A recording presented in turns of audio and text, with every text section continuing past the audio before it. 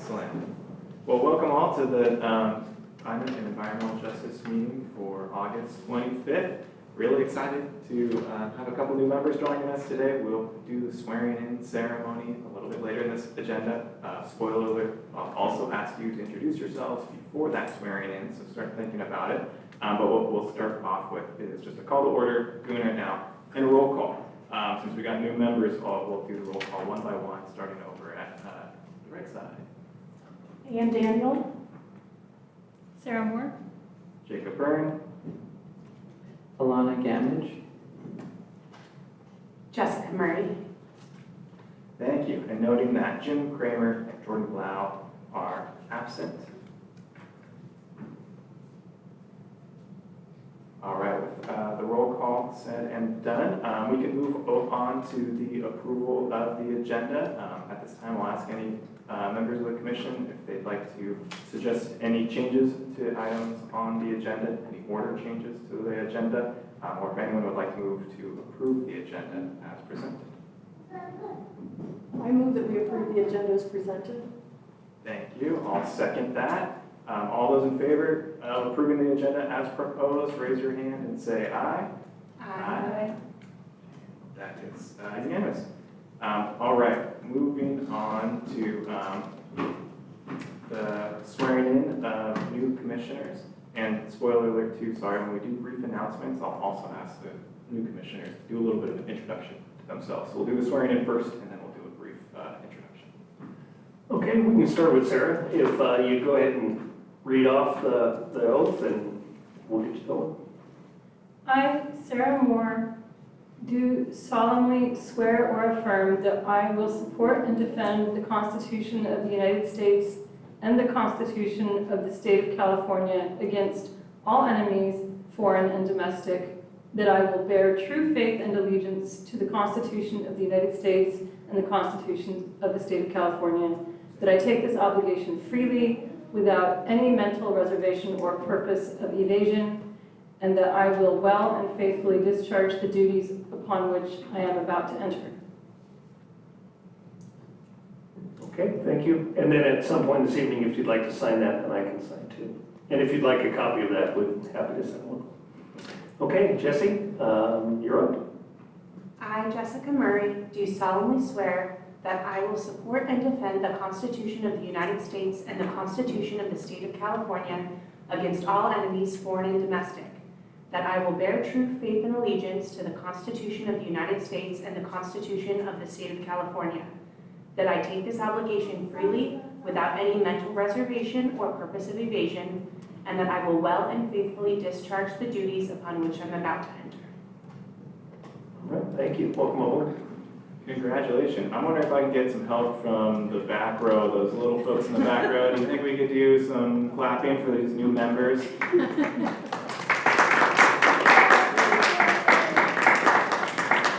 have a photo? Want to do a photo, the members and family? That'd be really nice. Yeah, if you'd like to do a photo, that'd be cool. That'd be really Sounds nice. great. Yeah. Right now? So if you want to come up. Yeah, come right up in front here.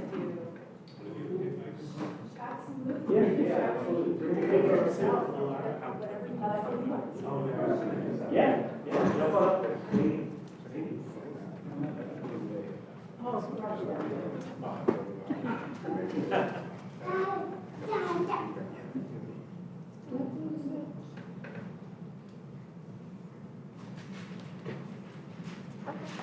Okay.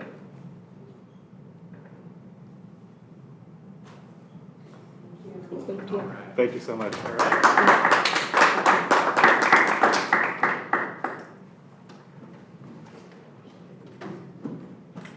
Thank you all so much. I'm so glad to have you folks joining this commission.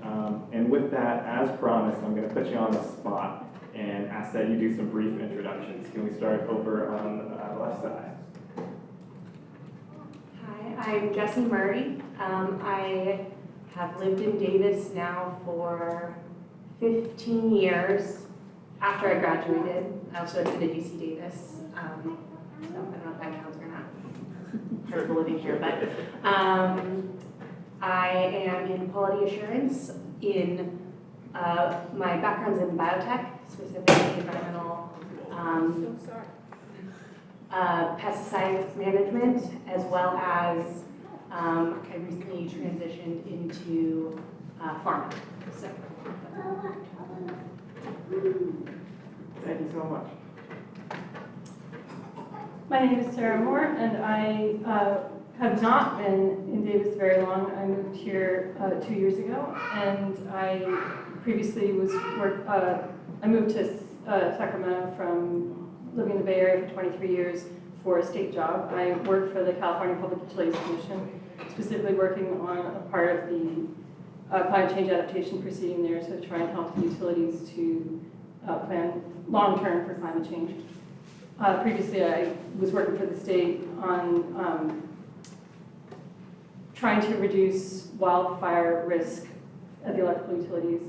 So that's been my most recent focus, but my master's degree, Master of Public Policy from UC Berkeley, I focused on the California DWR, Department of Water Resources, Climate Change Adaptation Plan, looking at how it might affect vulnerable populations, and I made recommendations to the state for that. And then I also looked at adaptation policies of governments around the North Pacific and comparatively how are they taking vulnerable populations into consideration. So criteria for decision-making, long-term planning. I did a postmaster's project looking at long-term decision-making for natural resources in a multi-jurisdictional context using participatory scenario planning. Anytime you want to talk to me about scenario planning, I will go on. I love it. And prior to that, I worked for 12 years in international human rights, LGBT, indigenous, and environmental rights groups, supporting groups in Russia specifically, Russian Far East, Siberia. And turned out that didn't have a lot of future, so I pivoted to working on California and climate change. But also if you want to talk to me about Russia. I think that'll wrap it up for me. Well, thank you so much. I'm just, again, thrilled to have you all on here, bringing your, both your professional experiences and your personal experiences to this commission. So thank you for volunteering your time with us all. So with that, we will just take a step back as we get used to running those meetings, or to give the new folks some idea of how these meetings will run. We'll do an initial public comment period for items that are not on the agenda. We'll go through that process.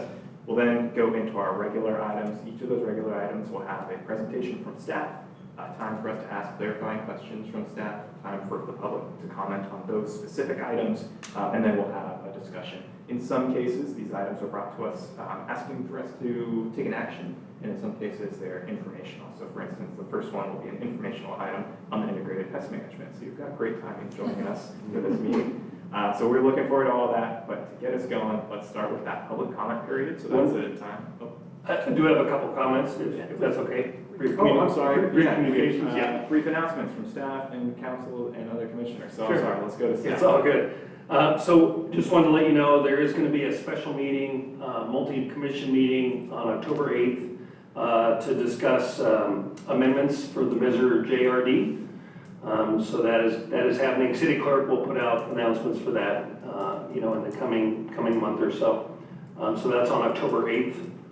And then you should have all received an email from Adrienne last week related to the general plan update and general plan committee, which is going to be comprised of council. Last Tuesday made a decision. It's going to be comprised of 2 members of each of the 6 commissions that have been specifically placed to provide input on that.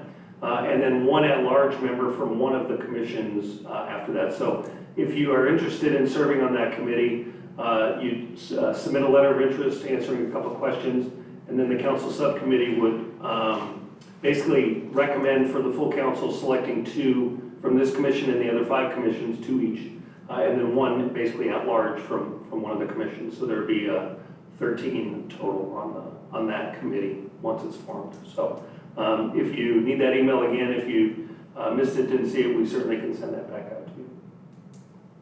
And then Councilmember Newman. Thank you. I just have a really warm welcome for Sarah and Jesse. I had the privilege of serving on the commission recruitment subcommittee, and we interviewed all the different applicants, and we're very excited at the end of your interviews. Both of us were just, yes, exclamation, let's go. So I'm so glad to see that you're here with us tonight, and welcome you to the commission. Thank you, and sorry about that. And last but not least, too, I don't mean to skip over my other commissioners. Ann, do you have any brief announcements? Okay. Okay, all right, so with that, close the book on the brief announcements to start us off. And we'll open up the public comment for a period of public comment on items that are not on this agenda in particular. And seeing no public commenters for items not on this agenda, I'll close that, and that will bring us to our first regular item, Integrated Pest Management Annual Report. I'll let staff take us away.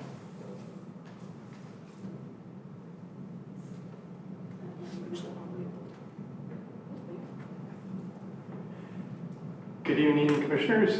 My name is John McNerney. I'm the Ecological Resources Program Manager. And to my right here, or my left, I guess my right, is, you want to introduce yourself? Hi, I'm Jonathan. I'm the Environmental Compliance Specialist focused on IPM. That's right. And I'll try to retain my elation at the fact that we have him sitting here. It's been a long road trying to get somebody to come in and coordinate the program, and Jonathan is a wonderful fit so far, and we're really excited to have him on board. So today what I want to do is go over with you our Integrated Pest Management Annual Reporting. This is for the years, the field seasons 2023 and 2024. So we're a little bit behind, and we're bringing you those two field seasons together. We promise next year we will have 2025 bright and early, hopefully in the spring. So it won't be too long before we see you here again. So you have the report in front of you, the staff report, and really hoping you had the opportunity to review that. If not, it could be some leisurely reading in the next couple of days to fully digest kind of what's going on. My goal here today is to kind of go through and not spend too much time digging into the detail, but give you guys kind of an overview of what it is that we're presenting. So first and foremost, I think some of you probably, or maybe all of you know what integrated pest management is, but generally what we're dealing with when we're talking about integrated pest management is a decision-making process, and it's a holistic approach. So it's not just hey, we have this pest, and so we're going to go grab whatever it is that's sitting on the shelf and go knock it out. Instead, integrated pest management requires us to take a look and understand what our pest is, what is our foe, what is the problem, what is the threshold of the pest nature of it, how does it live, why does it live, what can we do to control it, if not first exclude it or change our practices to make it less of a pest, if you will. So that's kind of what integrated pest management is. It includes several different methodologies, biological controls, cultural controls, mechanical controls, and finally, as a last resort, chemical control as needed. So why integrated pest management? Why here in Davis? I should point out really quickly that the city has been practicing integrated pest management since the 1990s, I want to believe, maybe earlier. And it's something we've been engaged in and proud to have in this community. In 2017, there was an opportunity for us to revisit the integrated pest management policy. We have a very active community. Everybody's very interested in how the city's actions as well as community actions might impact natural resources. So we took that opportunity, heard from the community, updated the integrated pest management to align with the current values, and we've been operating on that since then. There was a couple of things to note that you might not see directly in the integrated pest management policy. I'm going to use IPM if that's okay. The IPM policy, 2 actions by council at a time. One was to ban immediately the use of neonicotinoid-based pesticides. They're a systemic pesticide used for treating aphids primarily, maybe other biting, sucking insects on plants. but they're very problematic in the environment. So, yeah, I think it was the right call, and certainly we don't use them, haven't been. The other thing was to take a close look at glyphosate and try to reduce its use in the community, mostly for safety concerns, public exposure risk concerns, and we've certainly taken that to heart and worked on reducing the use, certainly within those high public exposure areas. So our IPM policy, if you have the opportunity, again, some more light reading, it's available on our website. But the basic focuses there are long-term pest control, focusing on suppression and prevention as the primary control methodology, using least toxic pest control methods when necessary. Monitoring is a huge part of that, right? So it's not just, oh, we saw the pest, we treated the pest, and then we walked away and waited for that pest to be a problem again. It's well, how did that work? What is it doing? Did we actually see some results there? What can we do differently to make it better? The other super important part is public transparency. So just making sure that everything that we do is out there in the open. We're not hiding anything. We want everybody to know how we're managing our pests.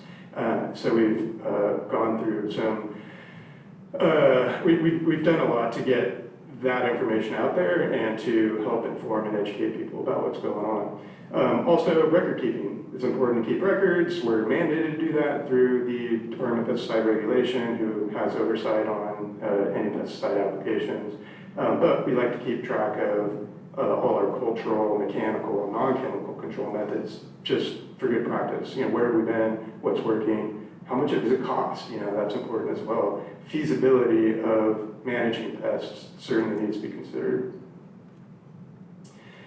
So how do we organize our integrated pest management program? Well, we have the core team, which is Jonathan, the environmental compliance specialist. He's the program coordinator, or the IPM program coordinator. And then myself, the ecological resources program manager, and Adrian, our deputy director. Adrian and I kind of work to have management oversight of the program. Jonathan is the one who gets to move about the cabin, and we just make sure he doesn't fall off the plane. So the other important part of our coordination is the divisional liaisons. And I say this, when we identified this as an important part of our program, I think when we identified it as an important part, I didn't really realize how important it would become. And these are all the supervisors, if you will, the field site supervisors from the various divisions who engage with pest management. And so we meet quarterly with them, sometimes more frequently, depending, to just kind of talk about what's going on. What are the various problems at our sites? How do we, what sort of pests are they seeing? What sort of things are they doing to control those pests? Are they working? Sharing information. It's become a very, very important part of our program. So kudos to Jonathan again for being here and organizing those sessions. All right, so back to 2023, 2024. Some of the highlights that we highlighted for you. This graphic kind of shows a few of them. We've really jumped into I guess you would call it biological and perhaps physical, but using some controlled burning down in our open space areas where we're allowed to do that, to control pepperweed, and the other target there was black mustard, I think. And this is a really healthy, otherwise healthy perennial grassland system that is also so healthy that it's out-competing itself. There's a lot of thatch development buildup that's suppressing the regrowth of the next generation of grasses. So releasing that with some fire was a great management tool to help manage that system. Grazing is another one. We've been using that widely throughout town. Some of you have probably heard the good and the bad and the ugly about it. For the most part, it's well received. But in any new spot that we put them out there, we hear about it. And there's people who aren't necessarily happy about it, and then there's other people who are jubilant. So we're working on making sure that our communication with the community is well in advance and very clear as to what the expectations should be there. Some other highlights, Jonathan included on this graphic, the stinging insect pesticide test, if you will. Our go-to chemical for the longest time had been a pyrethroid-based insect spray. Pyrethroids are not a very good product. They're very persistent in the environment. They have high aquatic toxicity. So it was very much an interest to us to try to figure out, what are the alternatives out there that our crews can use to safely engage in their work areas without getting stung and then end up in the hospital or worse. So Jonathan put together a test. He took a look at some of the botanical insecticides out there, the ones that are naturally based, lauryl sulfate, peppermint oil, clove oil. There's some various formulations out there. And really what he was aiming to do is to see how effective these are. We hear from our guys, we need something that's going to knock them down so that we're not getting stung with angry wasps, etc. Jonathan donned his beekeeping outfit, went out there, tested out some products, came up with some solutions there, and was able to, I think, pretty effectively sell it to our O&M crews, which they're now using. We're storing it. The product I think we're focused on now are going to use is a STEM, right? Johnson & Johnson. I can't remember. I can't remember the brand. Yeah. But it's over-the-counter available. The beauty of it is it's an organic registered. In fact, it's not even EPA registered. It's just botanicals. They do carry some hazards to the people who are operating them or using them. Those oils are no joke. They can be very damaging to your eyesight and your respiratory tract. We're making sure the guys are trained up and very careful about those applications. More highlights in the report, so I encourage you to get in there if you haven't yet. When I talk about these cultural and mechanical control methods, I want to just be sure we're on the same page. Cultural is generally a practice, it's what we're doing. So irrigation is an example of that. We have irrigation all over the city of Davis, watering landscape. Sometimes that irrigation gets stepped on, broken, driven over, whatever, and we see fountaining water. If it's not repaired right away, it can become a real challenge for growing weeds, so our crews are actively replacing those. Mulch, also super important. Mulch applications in the landscape, we're putting hundreds of thousands of tons of mulch out every year, and there's a lot of people doing that, and there's a lot of labor involved with that, but we're seeing some results where it's been going down, so it's been helpful. Mowing, string trimming, physical trapping, squirrel trapping, for example, rat trapping is an example, cockroach trapping is an example. Lovely cockroaches running around town here. They get into our fire station, our firefighters don't like them. They'd rather put out fires than stomp on cockroaches, so we have traps there to help alleviate some of those issues. Also mechanical, one of the new pieces of equipment that we have is a road ablation device. It's essentially something it's like a mower but for the dirt, and you run through the road tops and it cleans them up. It brings the gravel back up, eliminates the weeds that are on there. The only challenge that we're finding out is that it's also bringing up weed seed and it's setting the stage for some regermination. But as long as we're aware of that and we can do some well-timed treatments after post-emergent, we can control the regrowth of that in an integrated pest management approach. Here's some examples of the labor I talked about, putting out mulch and other things out there. Again, this is in the report, take some time to review it, but 4,000, 6,000 personnel hours each year to implement these cultural and mechanical means. A lot of time on mowers as well. But you can see it's pretty labor intensive, so we're spending quite a bit of time and effort. There's also chemical control, and as I mentioned, that's typically the last resort, and or if previous attempts to control something wasn't there, it may become a method that is incorporated into the treatment of these areas for pets. We have a reduced risk pesticide list. In the IPM report, you'll see how that list is developed. The hazard, the big part of this is the hazard review ranking. It's pretty intensive, it's scientific based. There's a review of various sources to find out what these hazard levels are. We use that then to basically say, where can we use these? How can we safely use these? What sort of tier are they in? And in this case, we have 1s, 2s, and 3s, with 1 being the most hazardous, 3 being the least hazardous. They are all considered hazardous. They're pesticides after all. Pesticides kill things, so there you go. This graphic here is showing kind of use over time. You can see we've been working hard to keep use at bay. There are some peaks, and then there's some dips. We had a peak in 2023.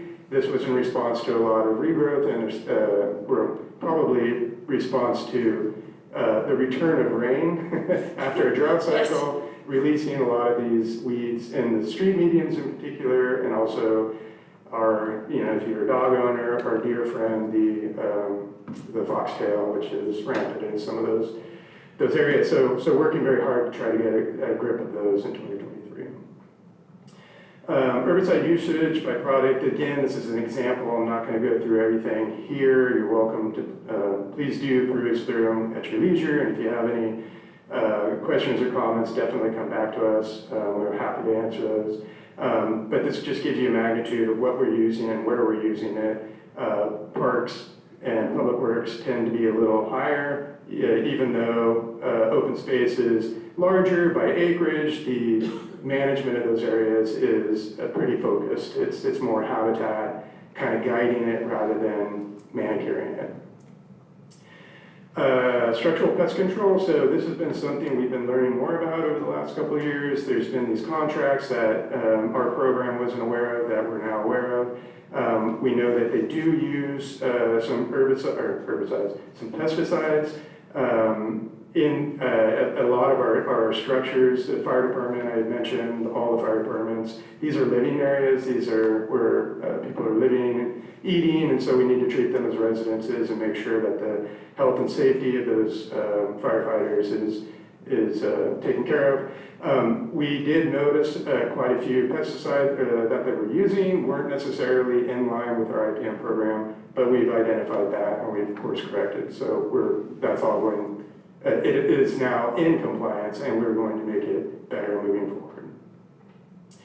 IPM and outreach, I touched on this a little bit, the importance of this. We believe it is important to let the community know what we're doing. Not only what chemicals we're putting down, but what else we're doing, the mowing, the grazing, the fire.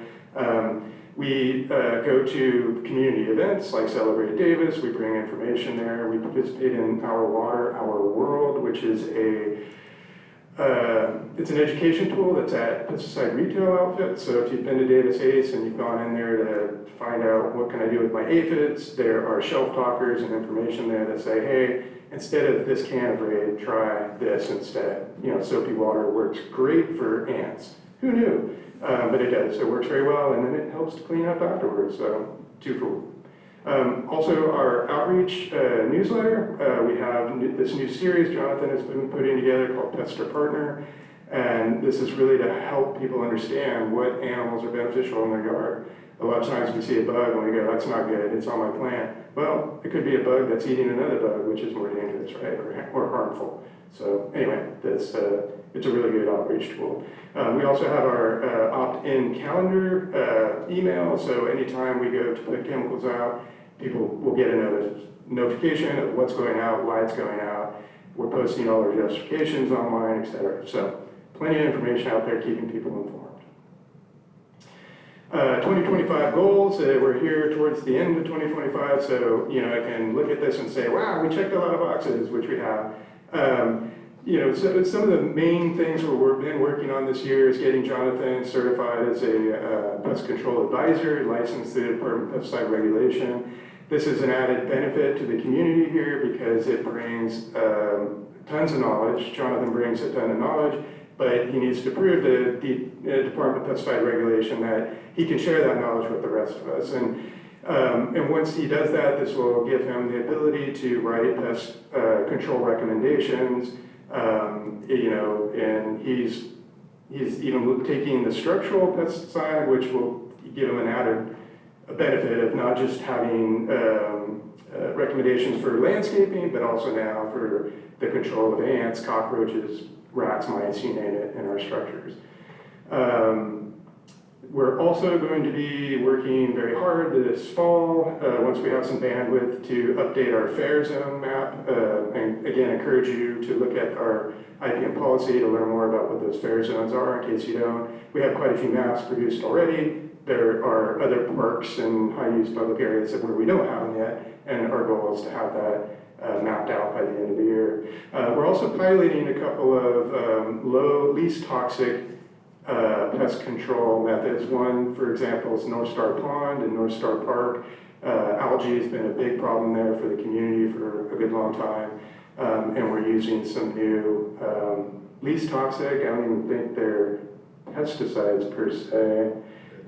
Yeah, it's more of a activated sludge, if you will. It's supposed to help oxidize and break down the organic material in there. So fingers crossed. We're going to see how that's working. I think the treatments are happening now. It's going to be a process, a couple of years before we see appreciable results. So organic takes longer.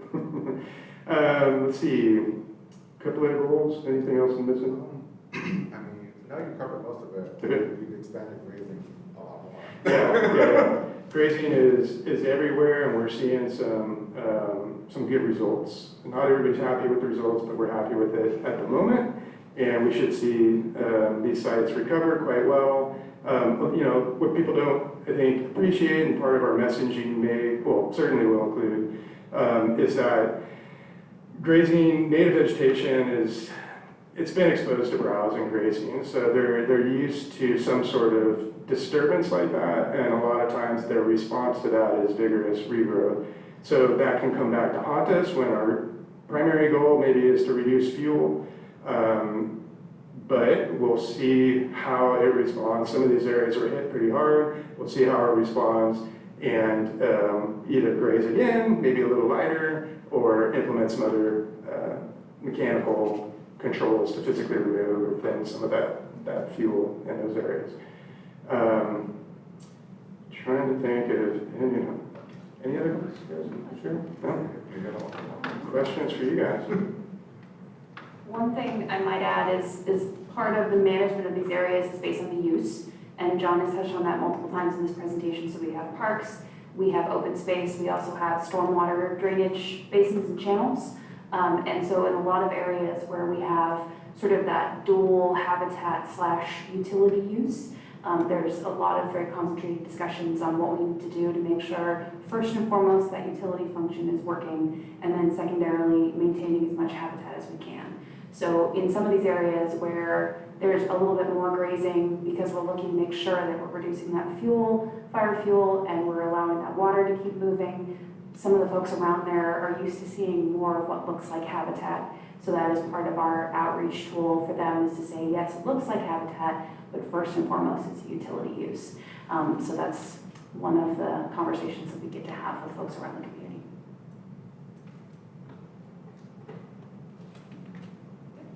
Well, thank you all so much for the presentation. So what we'll go through now is just a quick set of clarifying questions. So if there's anything you'd like more detail on from the presentation or in the packet materials, just really clarifying questions and trying to keep this section narrow. We'll then open up the public comments, and after that we'll have a more full discussion of the different information that was presented to us. So I'll start on the left side this time. Jesse, do you have any clarifying questions you'd like to pose at this point? No, thank you. I'm also doing, I have some questions for the next part, but I'm good for now. Great. Thank you. Sarah, any questions? No, not at this time, thank you. No, thank you. Excellent. And none for me as well. It was a thorough presentation, very clear.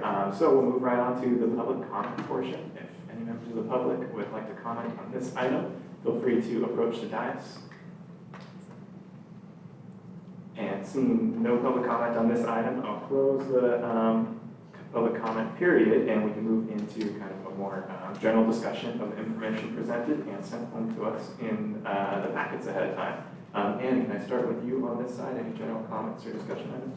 Yeah, I just really appreciated the information, and I'm one of those volunteers that's out in the city park, and so I appreciate any signage when you have done some treatment. So I think that public education is really important so that people understand why you're doing what you're doing and why it's necessary. And I like what Adrian said about, public utility spaces have function and people have to understand. So thank you for all that you said this evening and what you presented us. Thank you. I'm curious what other issues you've heard about regarding the flocks. People feel like they degrade habitat is something I hear you saying. What else are the negative interactions with the flocks?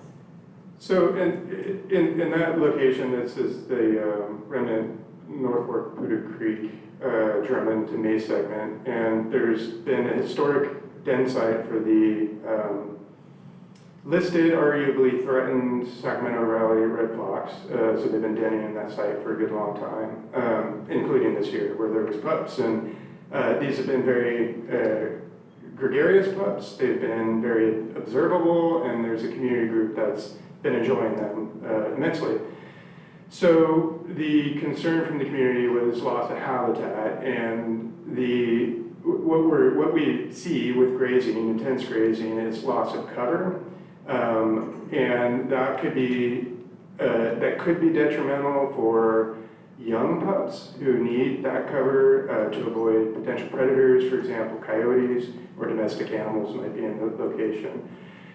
However, the timing of this one was delayed. The timing of the grazing was delayed late in the season after those pups were nearly weaned from their parents.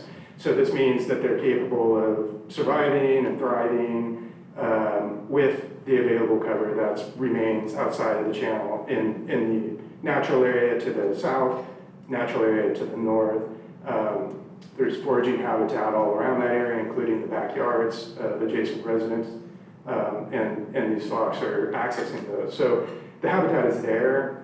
Some of the cover had been removed as a result of this grazing, but again, that will rebound, it will recover, and it's not completely removed, so they're not in jeopardy as a result of the grazing. That narrative wasn't communicated very well. It wasn't communicated well to the public in advance, and it wasn't communicated well. It was communicated well to our grazing contractor, but it wasn't executed well by them. So there was some misinterpretation of where they were allowed to graze. Ideally, we would have had them stay away from where those denning sites are, so that some of the vegetation around there would have been left alone. Turns out they moved their fence up a little higher into the open space area than desirable. But again, it didn't denude that area. There was a course correction, thankfully, because the flock spotters out there intervening and talking with the shepherd to make those modifications. The upside is that there is plenty of habitat that's around there, and it will fully recover. So, our hope moving forward will be to continue to utilize grazing in there, but we will certainly ask them to avoid the fox den area. The other thing that missed, and it's very unfortunate, was the use of guard animal in there. So it's pretty typical for grazers to use guard animals, whether it be a dog, which is probably 90% of the species that are in use, but llamas and donkeys and other things can be used with effect. The problem with the dog, we asked them no canid guard animal just because of the fox. The presence of a dog down in that channel is novel. It's something that they're not used to, and it would elevate stress levels in them, so it's not ideal. We asked the grazer not to put them in there. They did. It was a mistake. This particular grazer hasn't been super responsive, and it hasn't been the best relationship, so we probably will not be contracting with them again in the future. Does that answer all of the questions? That's really interesting. Thank you for that. Commissioner Marsh.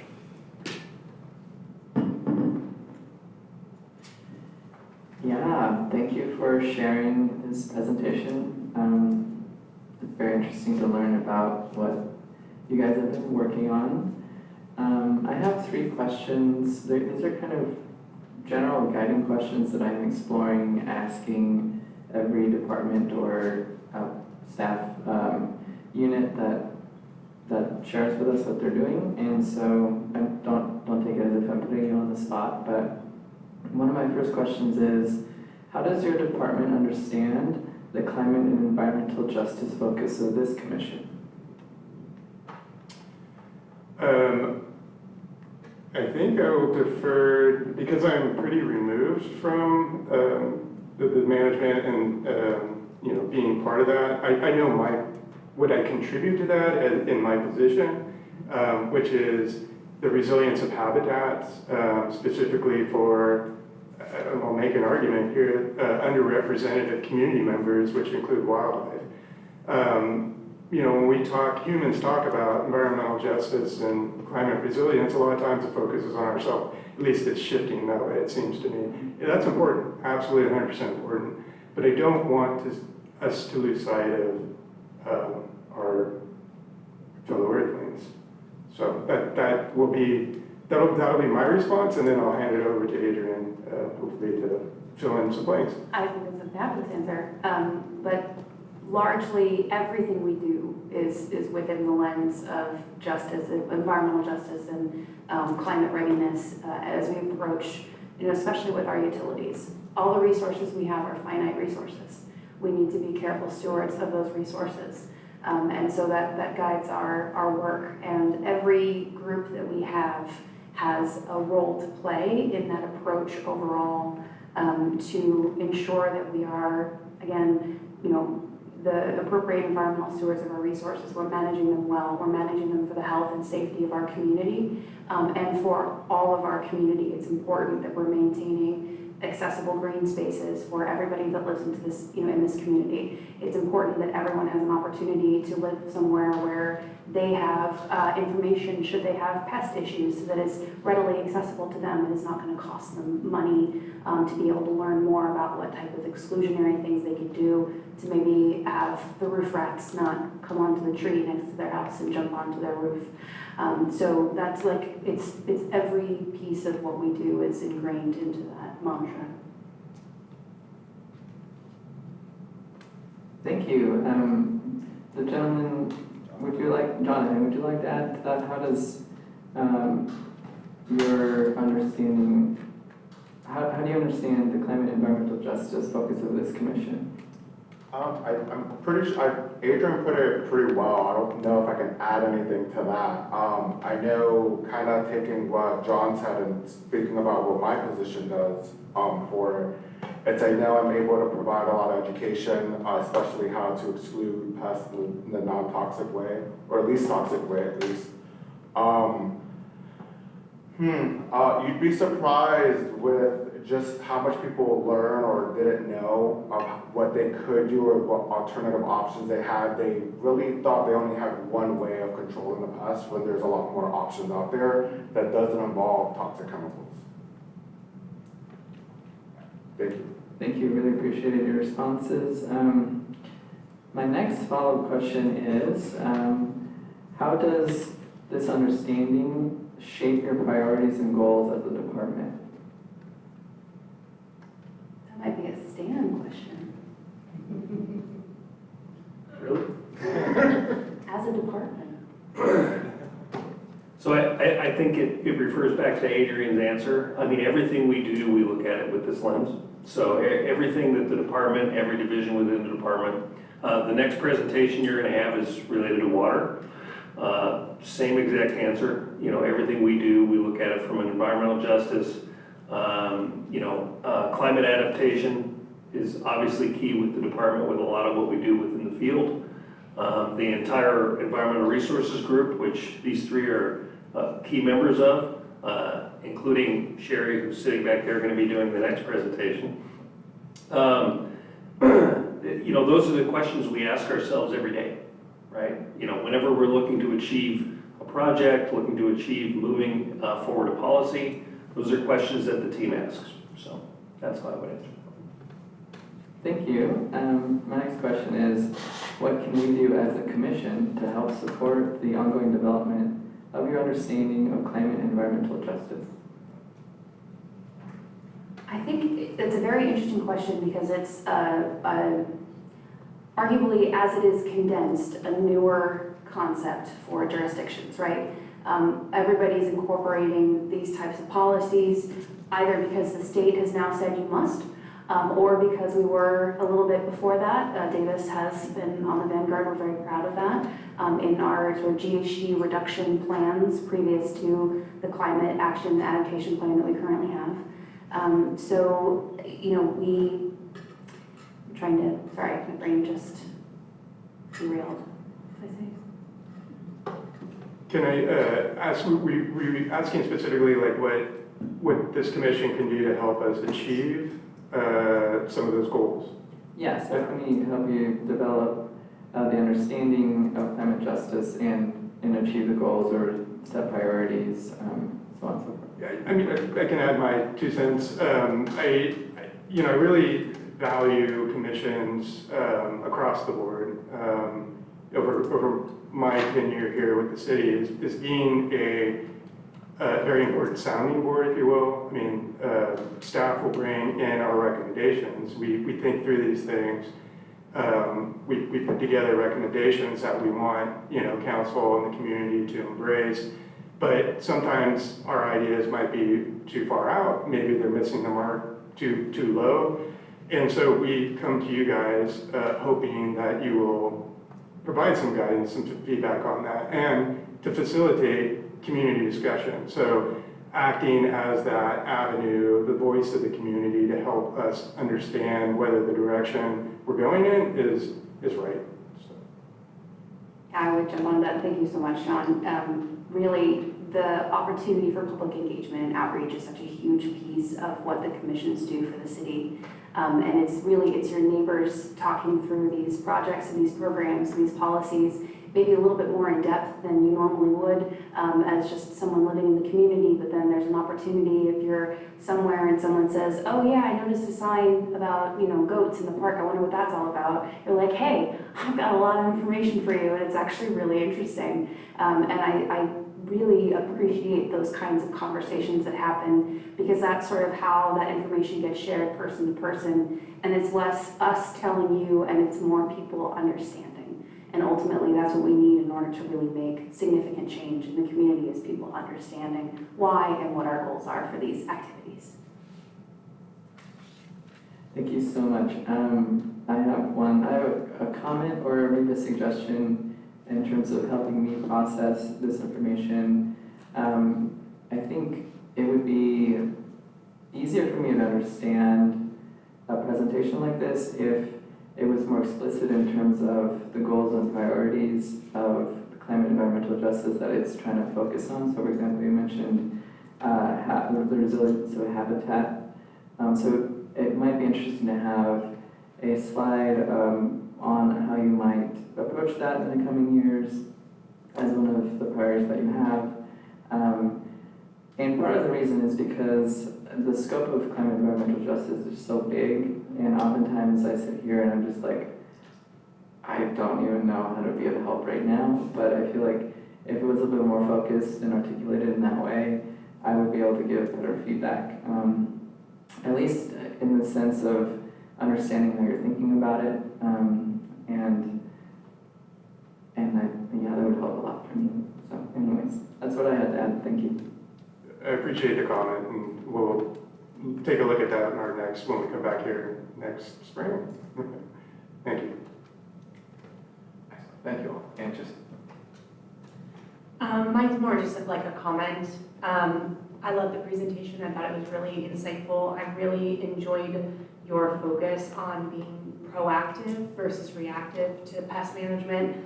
You even mentioned it, organic pesticides on recertifications, mechanical processes work better when you're proactive instead of reactive. You want that, new emergence. You want that prevention of the biting, chewing insects getting there instead of once they're already there.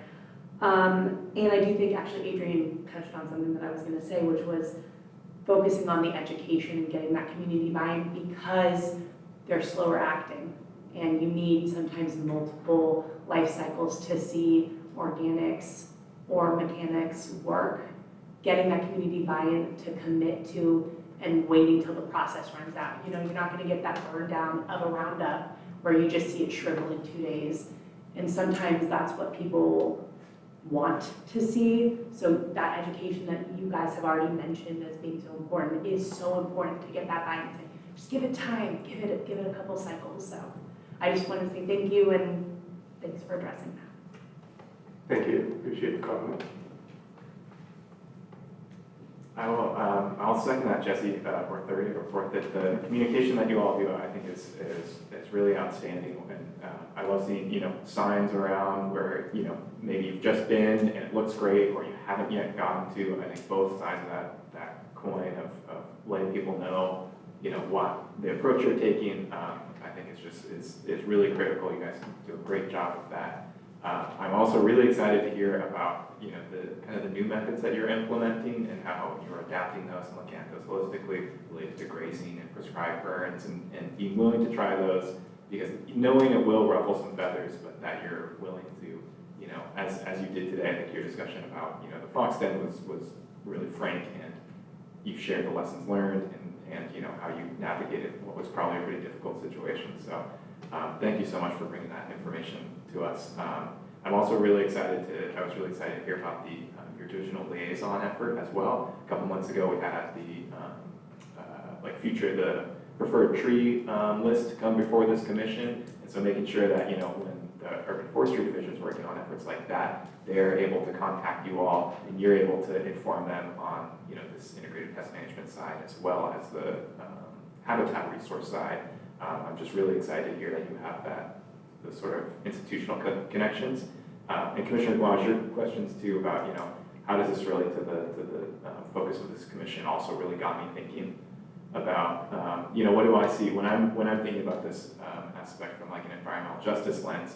I am thinking about like what we've got on the slides right now, this pesticide hazard and reduction zones, thinking about the young kids who are going to be at a playground and how you're making sure you're selecting your treatments based on those folks, those demographics that are going to be at that playground. That's a different demographic than is going to be using the soccer field later in the day, a little ways away. But that's, just thinking about the segments of the population that are using these different community resources and how kind of close they are getting to them. I feel like your approach, you're really taking to heart that integrated approach and thinking it through. And I really appreciate your time and all the information you've shared today, so thank you. Thank you, Commissioner, appreciate the comment. Excellent.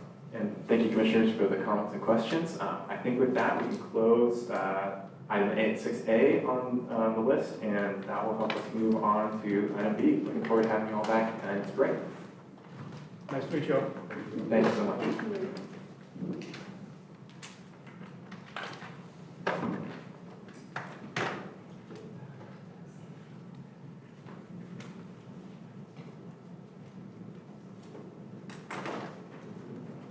Sharon, take your time getting settled, and when you're ready, take us away.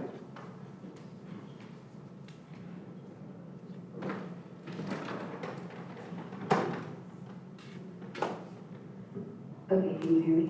Okay, good. Hi, I'm Sherry Kimura. I'm the Water Quality Compliance Specialist for the Department of Public Works Utilities Operation as part of the Environmental Resource Division. And today I'm presenting the 2024 Water Quality Report.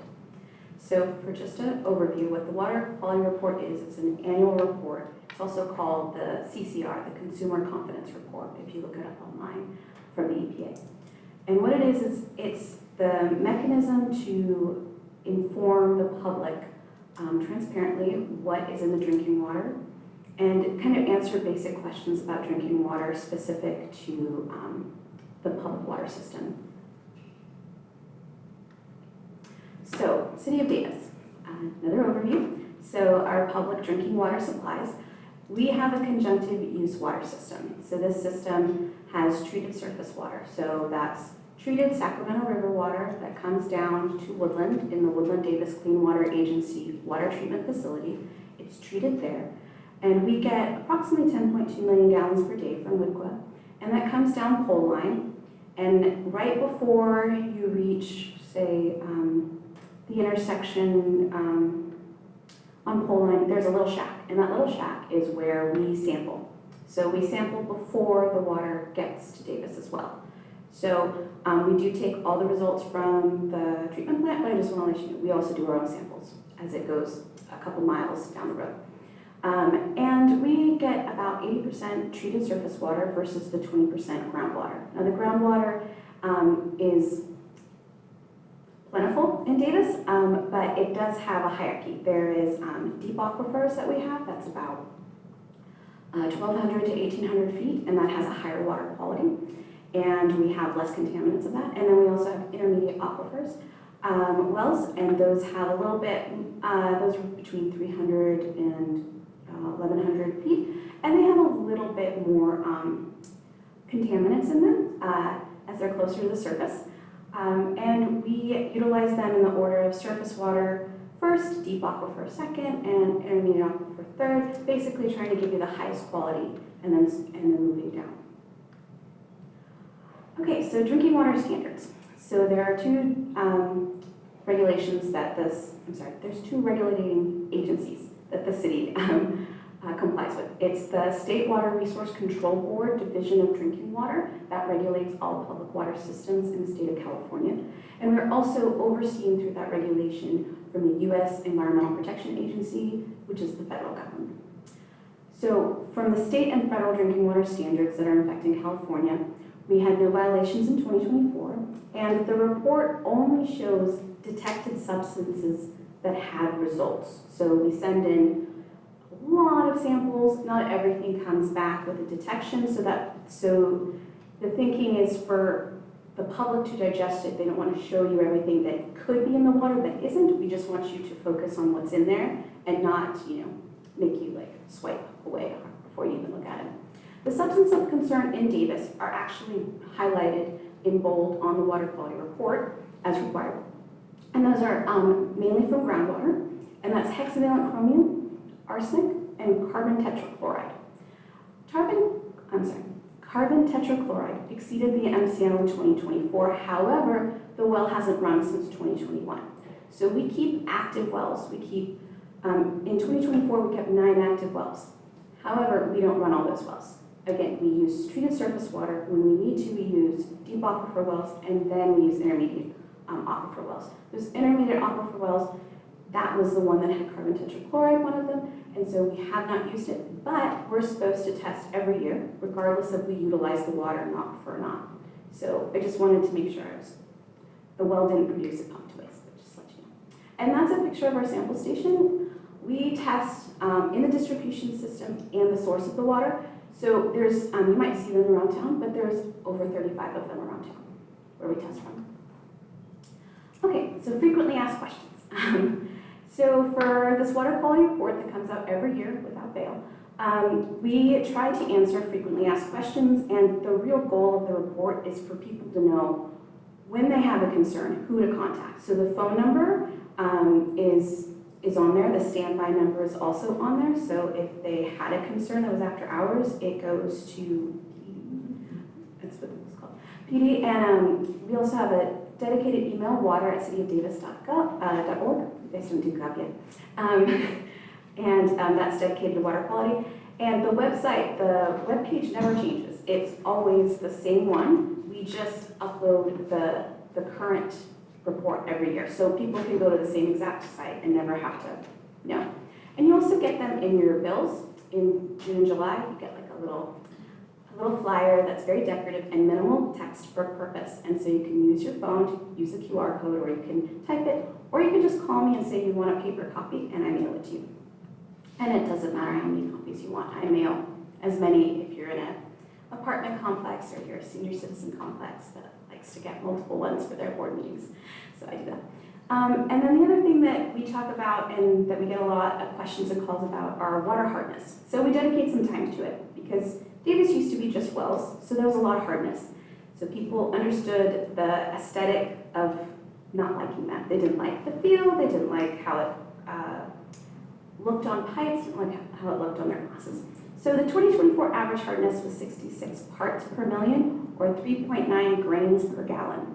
That's not actually very high, it's about low medium, and that's the average. So what I tell people on the phone also, and what's on the website is, that's the average of the year.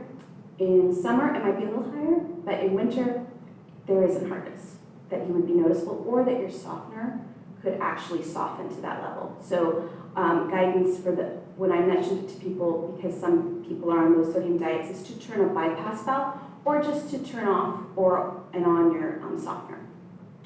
Anyways, and the range is high, as you can see, 57 to 640 parts per million, or 3.4 to 7 grains per gallon. However, that's, again, the wells we also sample, and the ones we don't always use. So those are intermediate wells that have that 600 parts per million. And then the monthly results on the city website for 5 areas towns means that we actually go around and sample east, south, west, north, and central Davis and post them online. And we keep the month, every month, and then the previous year, so they can do a comparison. Because some people like to see how much how much salt they use and how that worked, and they're curious. But it just helps so people understand the seasonal changes as well. Okay, so as I said, this is a regulatory compliance report because we are a public water system and we are required to sample we had in 2024 over 1,700 water samples. The reason why that was a little higher, if you notice this year, is because there was, the federal government had UCMR 5, which is the uncontaminated, it's the prequel to a contaminant having an MCL. So basically, they asked us to sample for things. There was PFAS and lithium that we sampled for, and on the report, we do dedicate a section to PFAS in the text. However, we didn't detect PFAS, so that it wasn't on the report. And we explained that because it is something that is a concern for the public, and we wanted to address it, but we didn't really have results to provide. And then again, it's all about public transparency. So we want people to understand that the tap water is safe to drink, but also what is in it, and if they want to go to their doctor and talk about that, if they have any kind of medical conditions, they can do that and have like a good conversation about what they see. And anyways, we also do notifications of every new water quality report posted. There's a new newspaper article, there's advertisements, there's social media, Facebook, Instagram, and we come to the commission once a year. And this is posted June, July. You'd normally see it at the end of May, but it's June, July, it'll be on the website and in the bill. I say June, July because the bill, what other people have on the bill too matters. So we get whatever they can give us in those timeframes. And then this is the website that always has the water quality report. Uncontaminated monitoring rule, UCMR. Thank you. Sorry. Okay, I know. Just blinked. All right, and so what I'm also discussing today is the public health goal report.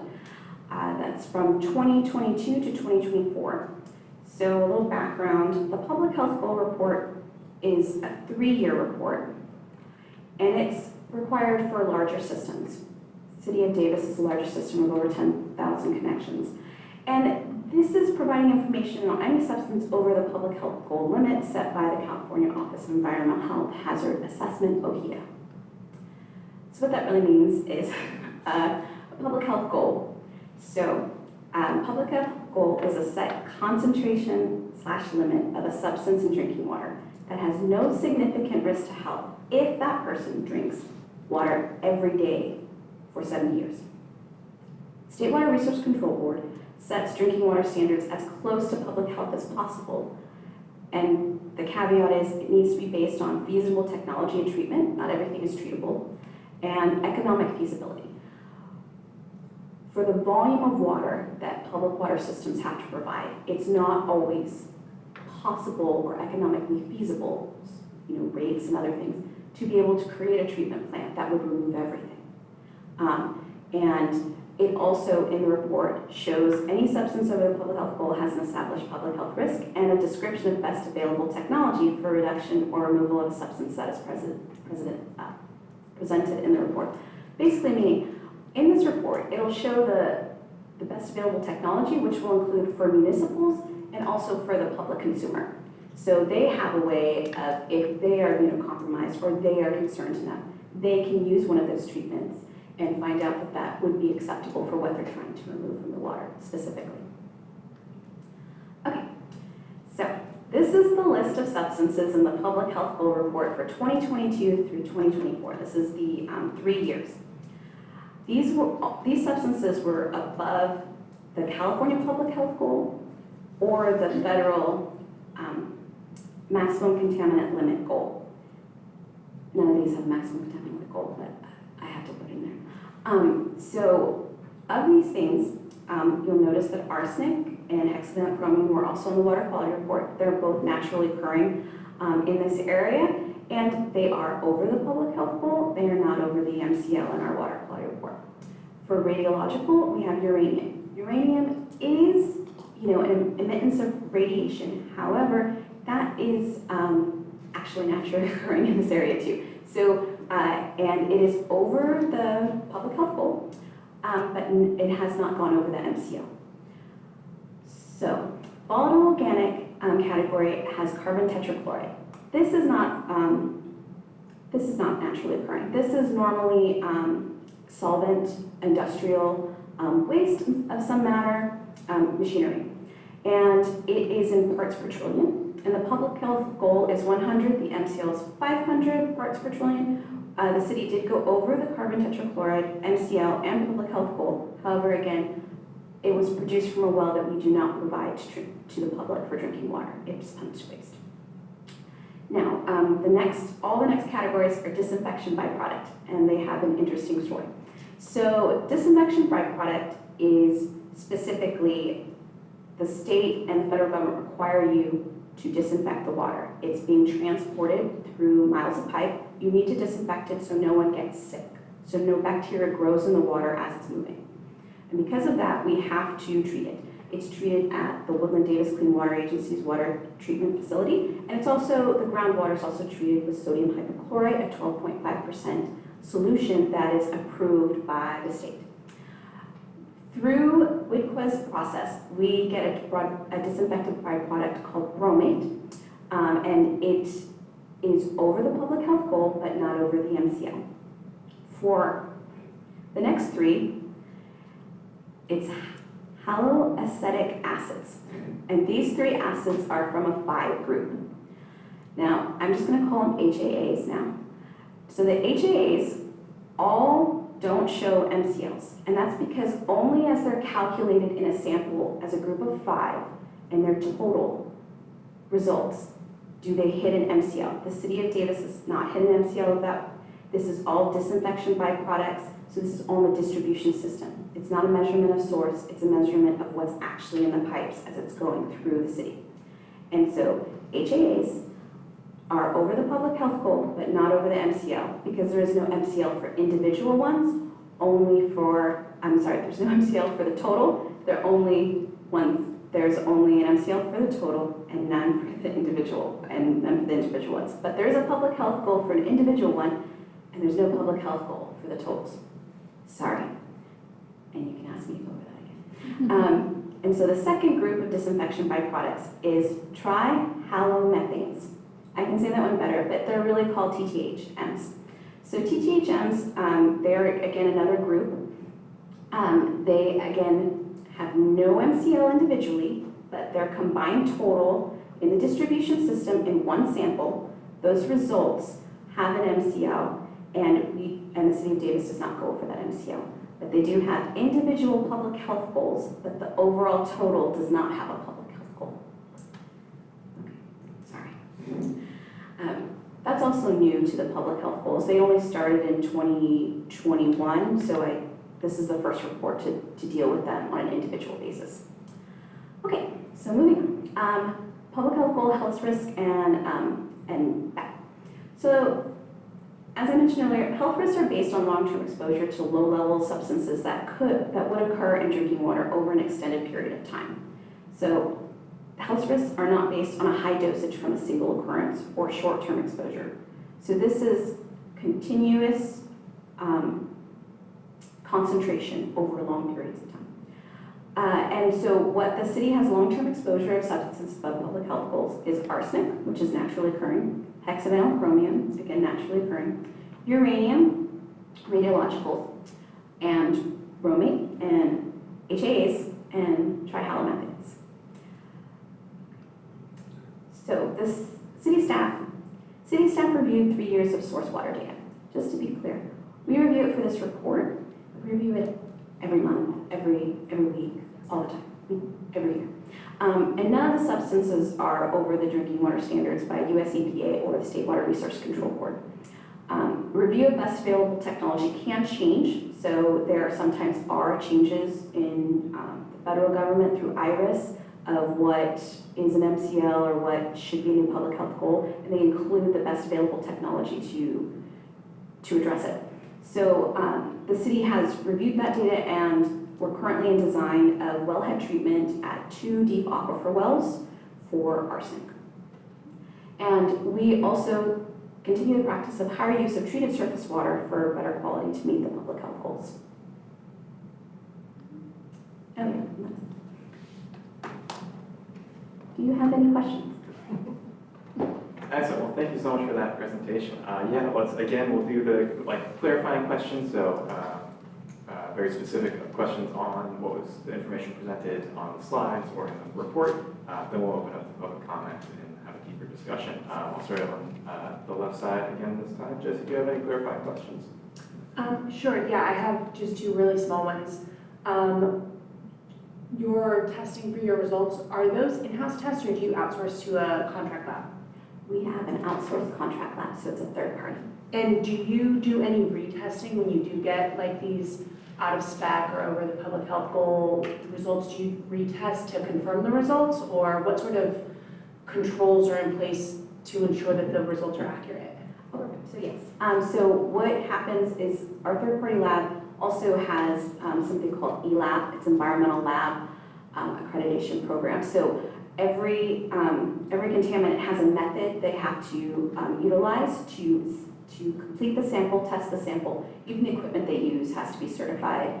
And so what they also do is have quality assurance. So when they take all those samples, a lot of times they'll also have something called a blank or a batch or a travel batch or a travel blank. And that means that they don't have it exposed to air and it travels with them to see if they get any contaminants just from there. And then they'll also have another one that they will expose to air, and then it'll travel with you. So just to see if there's any outsources, and also to see if their equipment isn't working correctly, and that's also captured. And then every report has a QA/QC from the laboratory running through that travel blank and through that travel batch.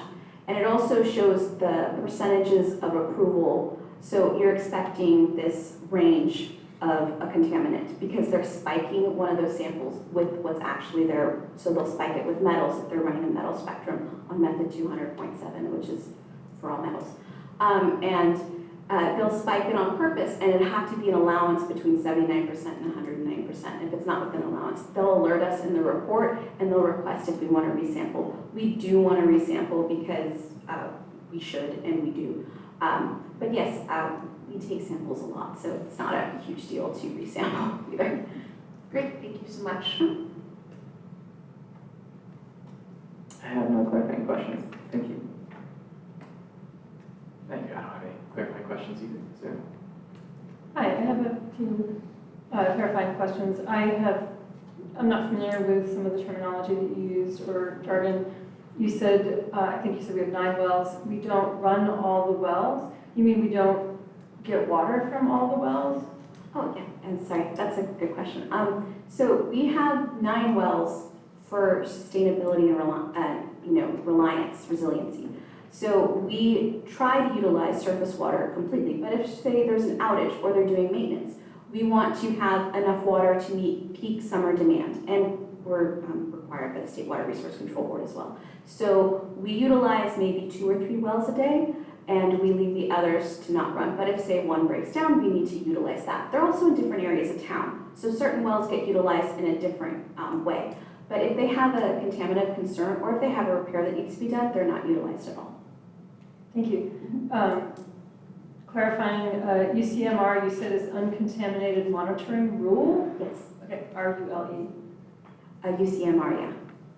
The word, I just didn't hear the last rule, R-U-L-E is what you? Yes. Okay, just checking. Yeah, the UCMRs are numbered, so there's like 1, 2, 3, 4, 5, and we're on UCMR 5 right now. And MCL is maximum contaminant limit, and MCLG is maximum contaminant limit goal. Yes. And how are those two different? Oh, so MCL is set by the state of California. An MCL goal is also, but the goal is like the public health goal, but it's not done by OHIA. It's done by the state of California State Water Resource Control Board, or it's done by EPA. So OEHA does the public health goal, Yes. and State Water Resources Control Board does the MCLG, and those are different or same numbers? They can be the same or they can be different. It depends what the research and what the state of California decides they'd like to do. Because they can always require more stringency. So California has a special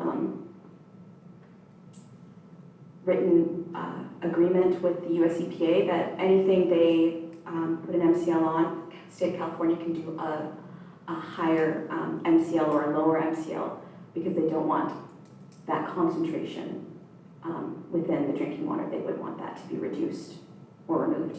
So California has that, and so does New Jersey, New York, a couple others. They get written contracts to be allowed to do that. So in the instance of slide 8 where you had one column for PHG and MCLG, in this particular case, that PHG equals the MCLG?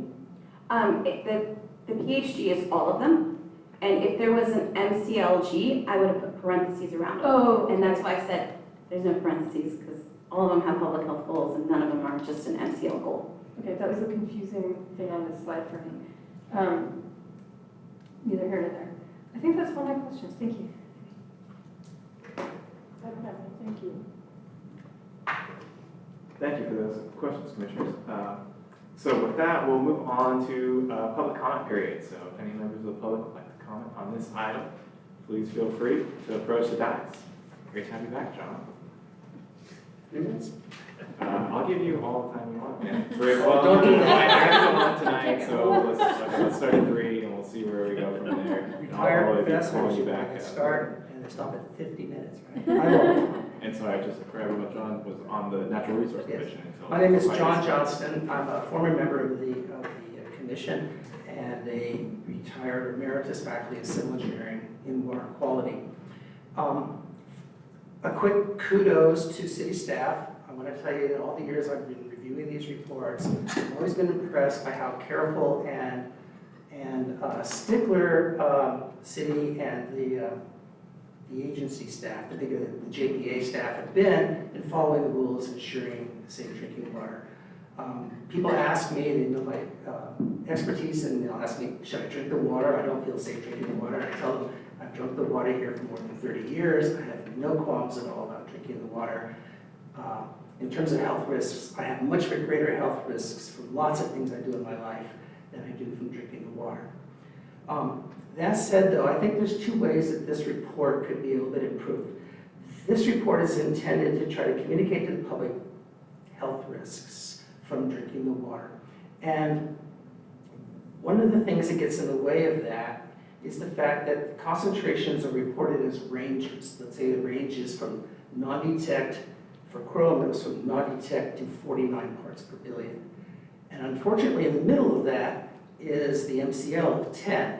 And you say, well, was it mostly at the 49 end, or was it mostly at the non-detect end? And unless you know a number like that, a long-term average, which is what risk calculations are based on, 70 years of exposure to an average concentration, you don't have a good sense of your relative risk in there. Are you really risky or not? And that, kind of going along with that, is the fact that, or building on that, is that the MCLs don't provide the same risk. You might have the idea that that if you're exceeding the MCL, you're risky, and if you're not, you're not. And that's true. But the risk at the MCL is not the same for every constituent. For chrome, for instance, it's 5 in 10,000, and for arsenic, it's 1 in 400. So the reason I want to bring that up is that if you exceed the MCL, you have to act. And if you don't, you don't. But the risks may not be comparable. You could be a little bit under the arsenic risk and actually have not be required to do anything, but have a larger cancer risk than being a little bit over the chrome. So I think some kind of communication of this kind of, I know it's kind of nuanced and a little bit nerdy perhaps, but I think if in future reports, if we could tell the public your long-term exposure, very, very average concentration was such and such, and it shows up on the risk chart this way, would be helpful to them. Thank you. Thank you, John. And with no other public commenters, we'll close the public comment period and move back to commissioner discussions. We start on the right side this time. Ann, would you like to start us off?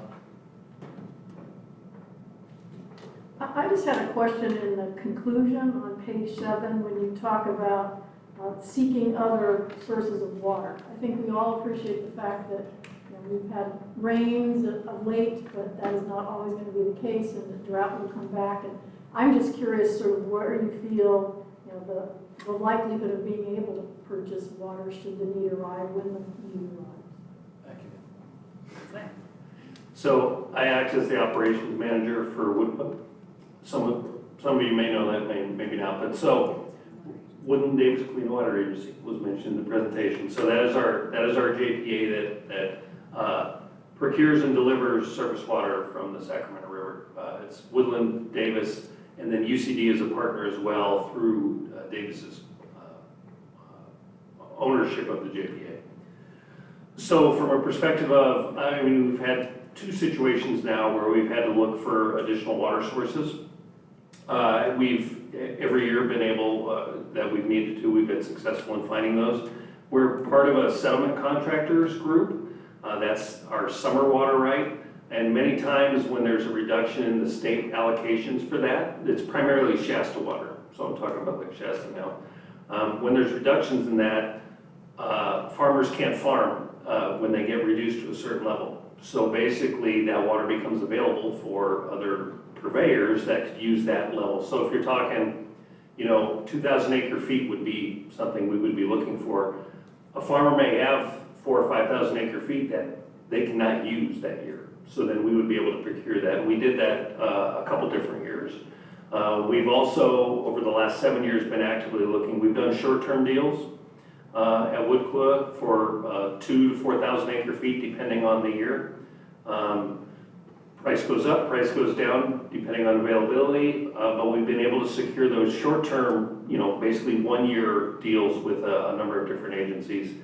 We are right now planning a long-term deal with an agency that basically has available water in almost every annual situation.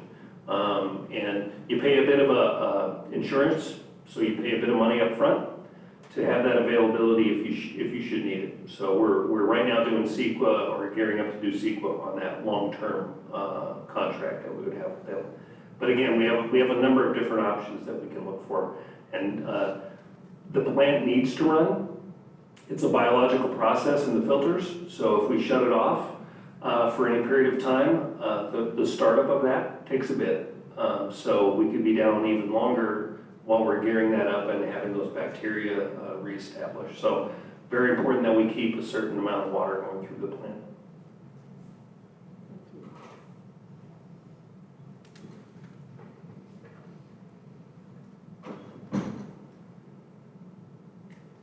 That's it, sorry, I'm sorry. Oh, no, you're fine. I have a question that is not actually responding to any particular thing in the report, and you can tell me that you want to pass on this question if it's a hot topic that we shouldn't be discussing, but I only recently found out that we do not do Davis fluoridate, and I was surprised and researched a little bit, like, where was that discussion, and is that still somewhere on the table as a discussion item? I mean, is there some practical reason it's impossible or something? You don't have to answer, but I'm just really curious. It's not a secret or anything. When Woodland Davis Clean Water Agency was in its beginnings and it was determining its water rights and also the type of treatment the facility would use, the question was posed, should we do fluoridation? And that was reviewed and they had a study about it. The issue is that not enough people had faith in fluoridation. And they, in the end, determined it should be an individual's choice and not something to add. Additives can have, like disinfection byproducts. Additives have byproducts sometimes. And the idea was that this treatment plant needed to be online for a very long time, continuously, and fluoridation was an additional cost and also not something that everyone agreed to do. Yeah, the community had a number of discussions around that. I want to say in the 2015 timeframe. So you can actually go back and look at some of the council. It was at council level, not well. Commissions talked about it too, but certainly the council had a number of discussions around that around the 2015 timeframe. Woodcook came online in 2016, so it was being constructed, and it was the way it was delivered. But a lot of discussions here in the community, and ultimately the decision was not to add it, as Sherry indicated. Thank you. Commissioner Gamache? Yes, thank you. I'd like to ask you the same question I asked the last department. How does your department understand the climate and environmental justice focus of the commission? Well, honestly, I'm happy to see that there's a commission that's going to focus on it. And what I understand is that all the work we do in Environmental Resource Division and in the city in general needs to follow those goals and focuses that the commission is focused on. So drinking water is an excellent example because it doesn't matter where you live in the city. Your water is supposed to be equal and the same as everyone else's, and we strive to replicate that and make sure of it. The other thing is resiliency and sustainability with the climate.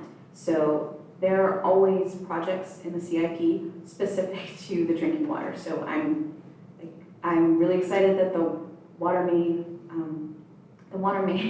project for replacing water mains is happening, because from a water quality standpoint, even though it's an O&M project, for myself, I'm like, oh, I get to have new pipe, which is great. I get to see if there's any coupons. A coupon is a section of a pipe, and see if they had anything attached to the pipe to see if there's any interesting things happening in that area. You fix water main breaks, which means you have less infiltration of anything of the dirt or any other area. And it basically means that the whole area is going to be flushed quite regularly during the time period of construction, so we'll have better water quality, and I'll be able to see if anyone has any concerns after the fact due to that disturbance. So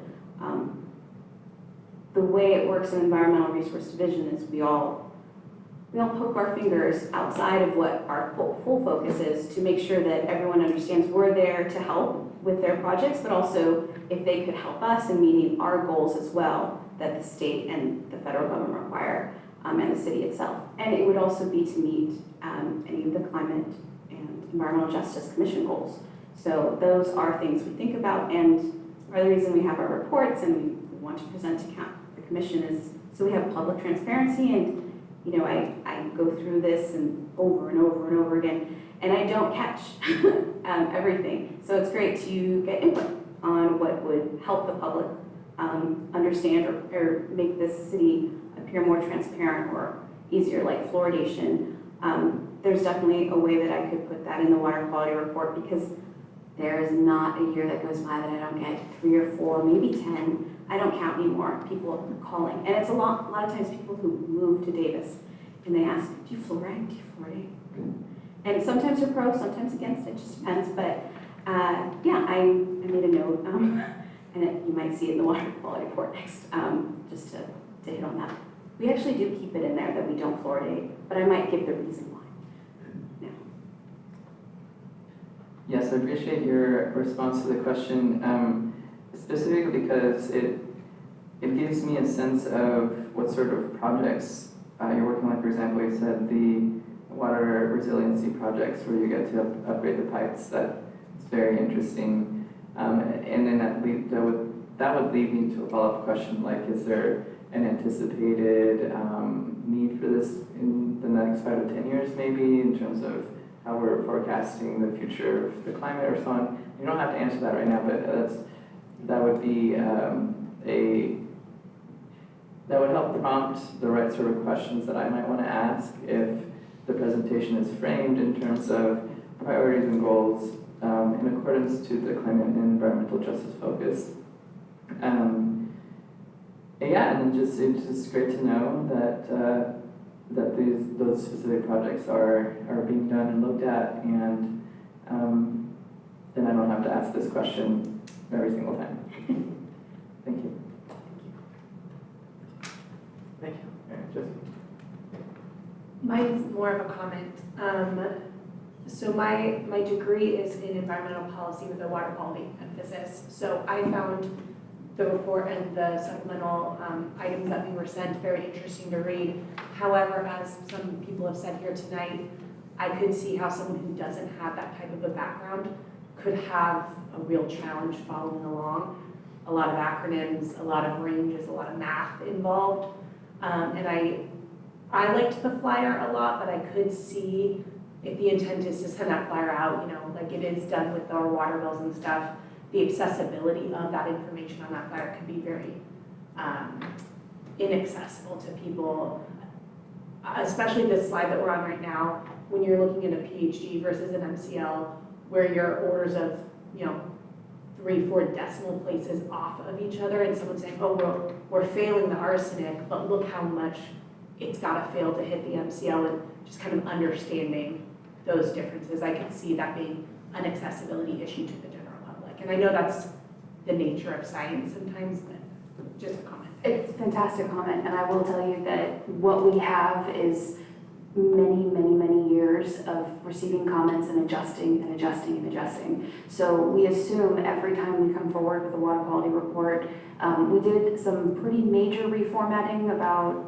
2 years ago, maybe 3 years ago, but every time you see a report, we're learning and we're adjusting. And so this is one of those wonderful opportunities for us to get that feedback from folks that aren't living, breathing it every day or most of the week, so that we can do those kinds of things. One piece of it that is challenging for us is the state does determine what we have to put in there. And so part of it is how we're complying with what the state has said we have to do, and then part of it is what we have control over and how we can adjust that to best reach our constituents and help people understand. There are translation requirements that we have, and there are other requirements that we have that then make it a little bit more complicated to make sure that we're being able to share the same message. So very well received, totally understood, and like I said, we keep trying to sort of adjust and make it as understandable as we can within the parameters the state gives us. That makes sense, thanks. I forgot that I have a bachelor's degree in chemistry, so this was no problem for me, but I understand that how it could have benefited and how that,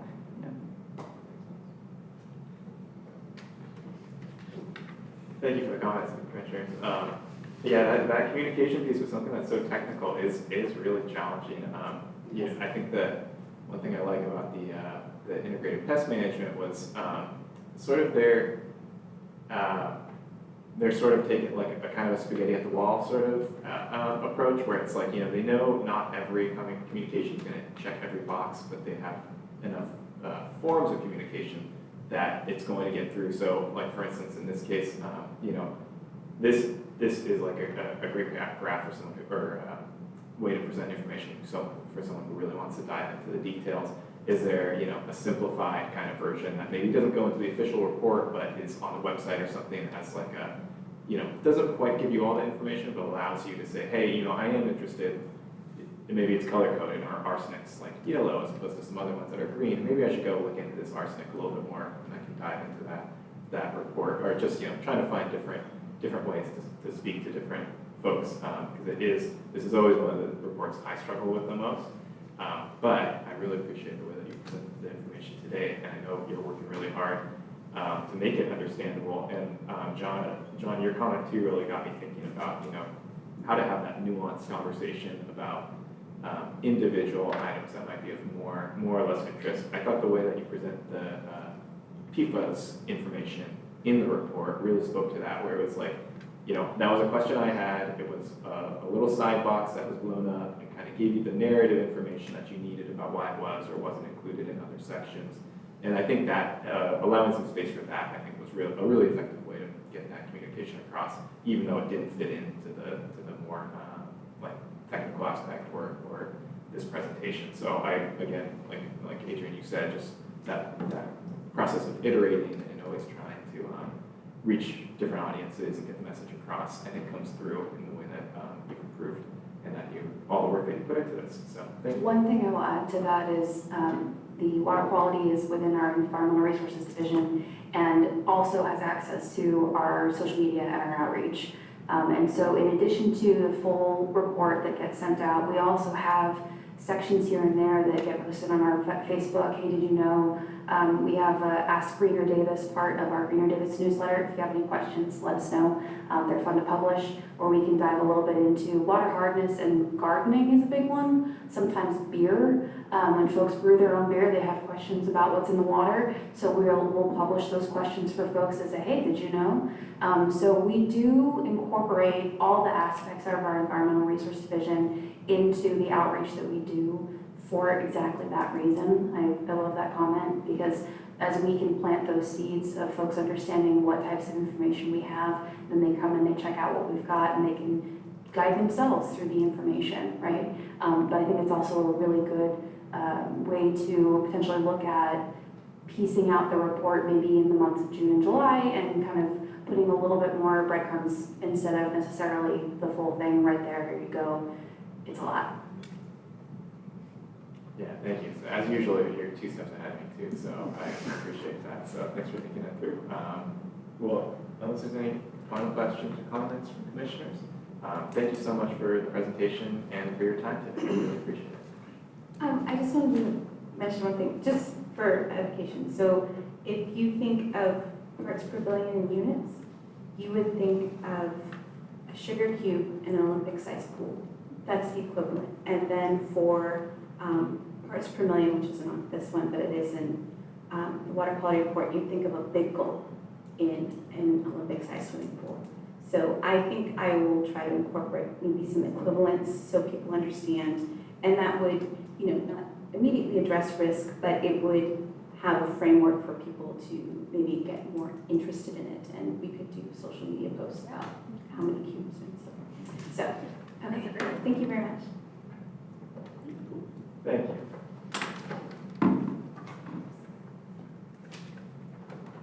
All right, so that closes item B here, and that will allow us to move on to item C, which is commission business.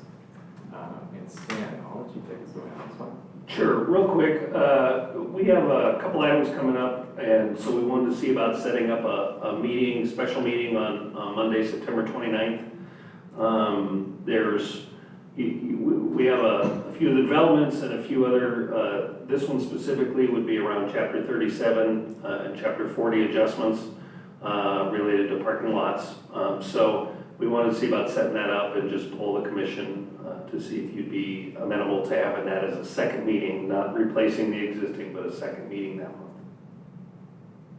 And the set meeting for September is on the 22nd, I believe? I believe it is the week before that, yep. And the reason we landed on the 29th is because there isn't another day available, or very, very limited. With all the commissions meeting in here, school board, council, it's really difficult to find a day that's available. So this one is a 5th Monday, so there's nothing scheduled on the 5th Monday, so that's why we landed on that day. Great, thank you. Since this is a regular item, let me just switch up the order here real quick. And first I'll open public comment, and then we'll do commission questions rather than doing like the clarifying questions thing. But if any members of the public, John, would like to make a comment on this, we'll open the public comment on the special meeting, proposal for a special meeting. John Johnston. The Natural Resources Commission, your predecessor, spent a long time working on shade in parking lots and solar panels and trees and proper tree planting, et cetera. If you ask, and I'm sure that Stan will provide this information, but there's a lot of information for you to look at and think about. And I'm really happy to see that it's finally making its way to the zoning ordinance, because we started, I think somebody asked me, it was 8 years ago that we started talking about this. So this is a great, a step forward. Maybe not a great, but at least a step forward. Thank you. And with that, I'll close the public comments. Sorry, thank you. With that, I'll close the public comments and we can go to commissioner discussion. Of course, any clarifying questions too, but I'm trying to think of, so this would be an item we would take action on. Steve, do we have, Stan, do we have to do like a motion or anything, or will we just take a vote? Motion's always best. Okay. Okay, cool. So we'll do a discussion, and then if, how it's going, we can put forward any of us can put forward a motion saying, I move to, accept or deny this, and then we will take a vote. But let's start the discussion over on my left with Jesse. No questions, thank you. So this, if I'm understanding correctly, is a change of the meeting time or an additional? We'd have 2 meetings in September. Oh, I understand. So the one they previewed before. Correct. The normal one on the 22nd, and then this one would be a special meeting on the 29th. Gotcha. Okay, got it. Thanks. Is there any thoughts? No. Yeah. As someone coming from the tree commission, I certainly agree with the comment that the public member made about the importance of bringing this to a discussion. I just regret that I have a conflict that evening, but I certainly feel that it's an important topic to discuss, and it's about time.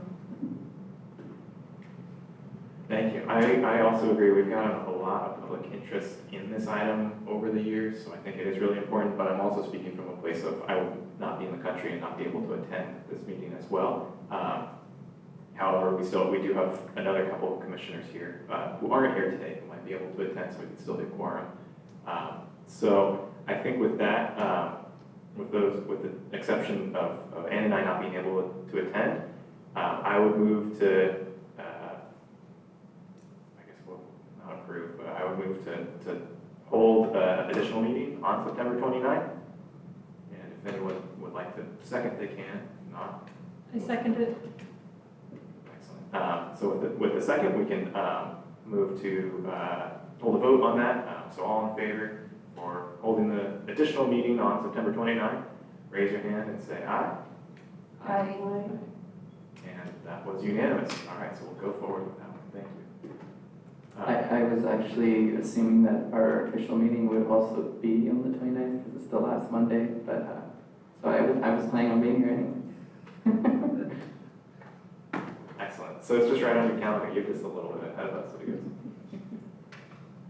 Excellent. Well, that wraps up the regular items. After that, so with this, then before we adjourn, we'll just do a quick review of the long-range calendar. We'll talk about what's going to be on that September 22nd meeting and any other lingering items here.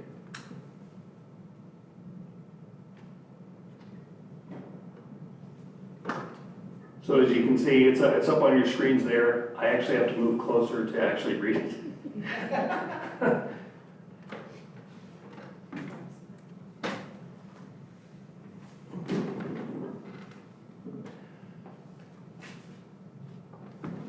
Take a mouse. You go ahead.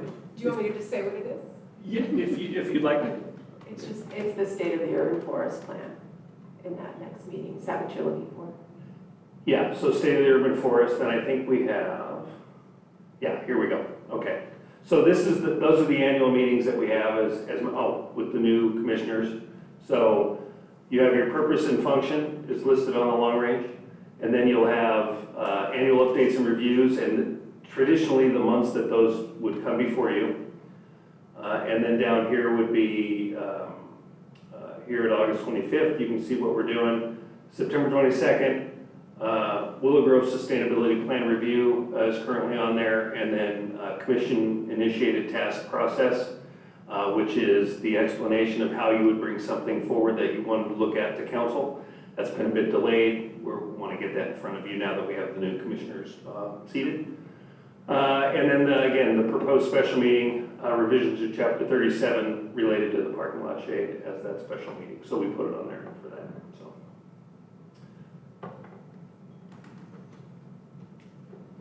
Excellent. And I'll just open up the floor for a free-for-all. So if anyone has any anything they'd like to change around or the order of these meetings, or that they'd like to suggest, or any items that they're not seeing on here that they would like to make sure get covered, we can talk about where they might fit.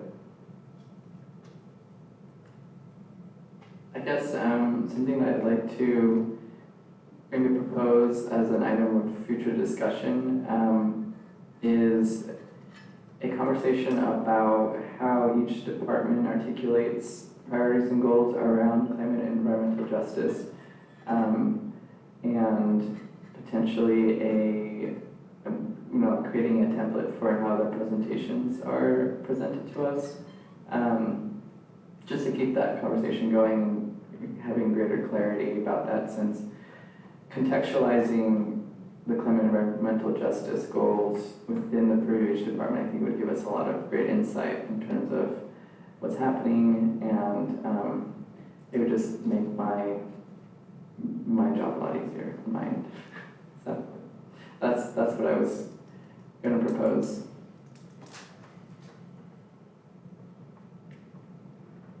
Yeah, I really appreciate that idea and the questions that you were, posing to help us think through these particular items. I think it would be really useful to allow the folks who are going to be presenting to us to have an idea of some of those questions that we're going to be asking, or integrate that into their presentation. I can imagine doing that in a couple. Well, I think the way that jumps out to me to do that would be maybe forming a subcommittee that can put sort of those guidelines or types of questions forward, or have those as a standing resource for folks that are going to come to us. So when we're going to do our state of the urban forest, we have sort of a set of here's the questions we'd like to see, or some suggestions on how they could do that, and a subcommittee could maybe get together and work on that type of question.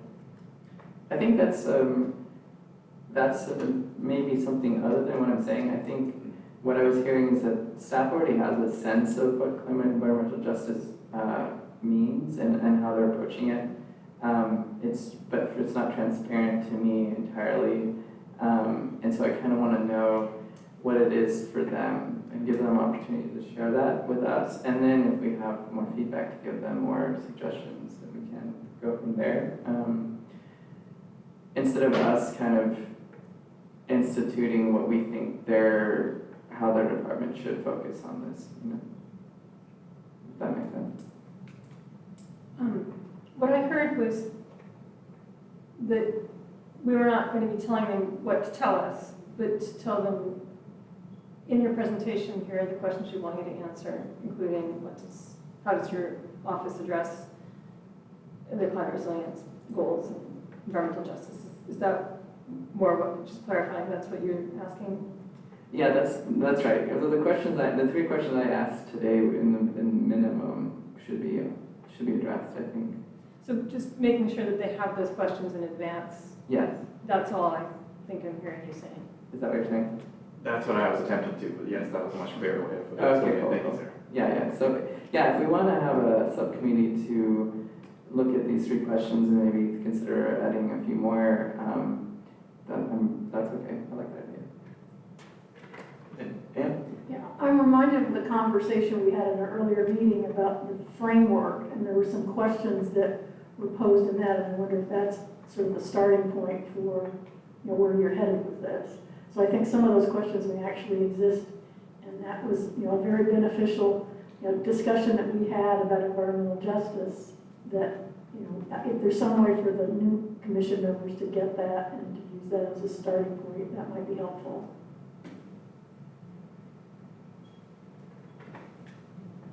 yeah, we do have, so as that environmental justice framework subcommittee is on here as an idea as well. I think the two items are intrinsically related. It's kind of like we're still working on figuring out what environmental justice means for the commission. And I think making sure, helping to communicate that we want these presenters to talk to us about what they think environmental justice is for their work, I think is connected. I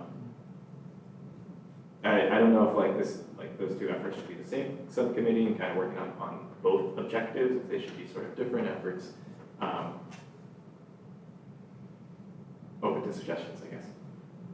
Well, I would say is you have to, with the two new commissioners, you probably need to review it, which is why it's on the list that subcommittee probably needs to have a discussion around purpose and function and who's on it.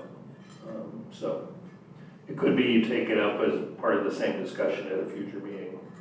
And then the way we could write it up on the agenda would be potentially one or two, depending on the commission's decisions. I wonder if that could be added maybe to the September 29th meeting? Potentially. I think that's going to be a pretty weighty topic. So I don't know that we have that bandwidth, but I think we don't push it off as, we look at the next couple meetings and see where we can fit it in. The 22nd with Willow Grove, that's probably going to be a lengthy discussion as well, I would suspect. But yeah, we can look at that. Sure. And Stan, I guess one other question here then is so if we did want to actually form that subcommittee, that would have to be done in one of these meetings, and you would kind of select from the commissioners who are present or something who would offer to form that, be on that subcommittee. Right, it would be an agenda item specifically for formation of a subcommittee for that topic, discussing purpose. Commission would discuss the purpose, identify that, clearly define that.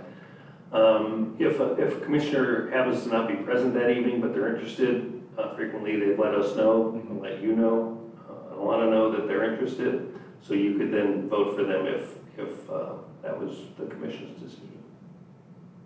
So that's how we've handled if they've been absent in the past. Does that process seem like it would work, like fitting it into one of these next meetings, selecting a subcommittee that would then kind of finish off that environmental justice framework and bring forward those kind of prompting questions or directions? Yeah, I think that sounds like a way of going about it. It's definitely a way. We'll see if it's the way. Thank you for bring that forward. I think that's a great idea. Any other thoughts on the agenda that we've got in front of us? Excellent. All right, hearing none, then I think we can adjourn this meeting. Thank you all so much for your time, and welcome to the Commission.